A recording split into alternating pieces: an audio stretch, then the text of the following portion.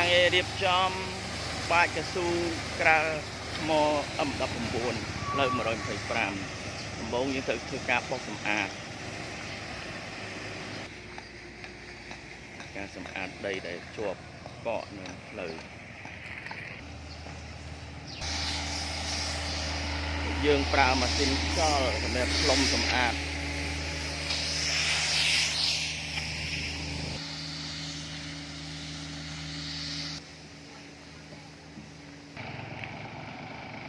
បន្ទាប់មកយើងធ្វើការងារផ្សាំនៅចំណុចដែលមានរុនឬក៏ហើយតូចដែលវា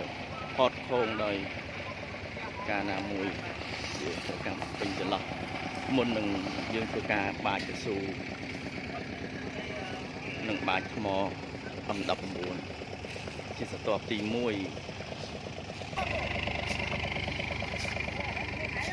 ការផ្សាំដើម្បីឲ្យវាស្មើបានល្អតាមរៀលផ្លូវ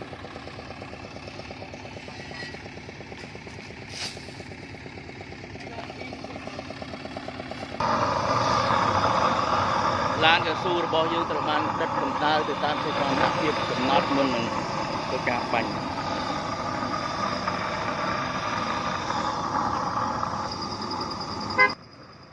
ថ្ម 19 របស់យើងត្រូវបានលាងទឹកសម្អាតរួចជាស្រេចយើងសម្រក់ទឹកឲ្យវាបានស្រស់ល្អបន្ទាប់ធ្វើការបាចលើផ្លូវនេះជាម៉ាស៊ីនត្រួយថ្មនឹងឡានសម្រាប់ចាក់ថ្មបន្តសម្រាប់រួយថ្មយើងប្រើកូនរឡូតូចនិងរឡូកង់កស៊ូដើម្បីកិនសង្កត់ក្របថ្មភ្ជាប់ទៅនឹងកស៊ូយើងកំពុងរៀបចំធ្វើធ្នេមុខកំណល់បានស្អាតប្រើកស៊ូដើម្បីជារក្សាធ្នេមុខកំណល់បានស្អាតល្អ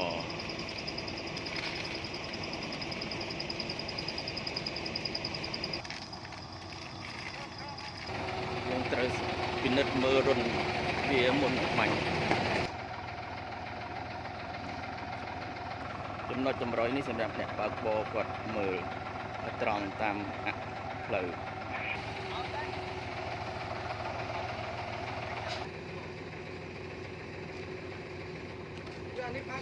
ពីជើងនេះវិញ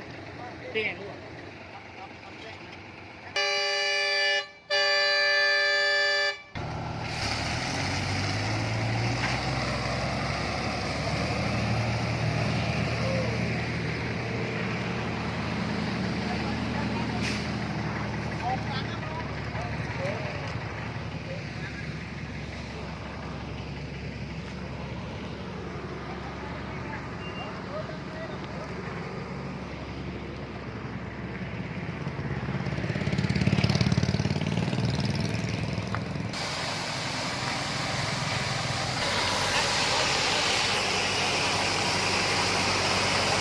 ក៏មកយើងធ្វើការរោយថ្ម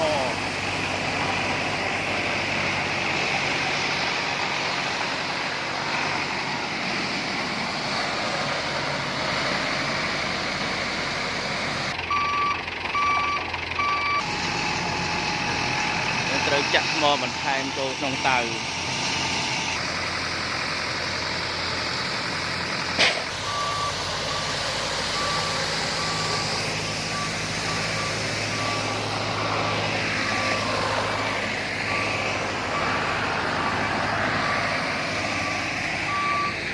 ការងារបាចកស៊ូក្រាលថ្ម M19 ស្រទាប់ទី1ជាប្រភេទផ្លូវបាចកស៊ូក្រាលថ្ម2ស្រទាប់ DBSC ផ្លូវ125បន្ទាប់ពីបាច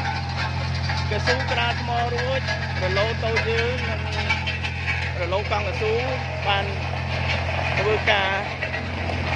កិនថ្មភ្ជាប់ទៅនឹងកស៊ូយើងមិនប្រើរឡូធ្ងន់ទេ យើងប្រើរឡូគុំល្មមដើម្បីសង្កត់គ្រាប់ថ្មឲ្យភ្ជាប់ទៅនឹងកៅស៊ូទ្រាប់ក្នុងផ្លូវ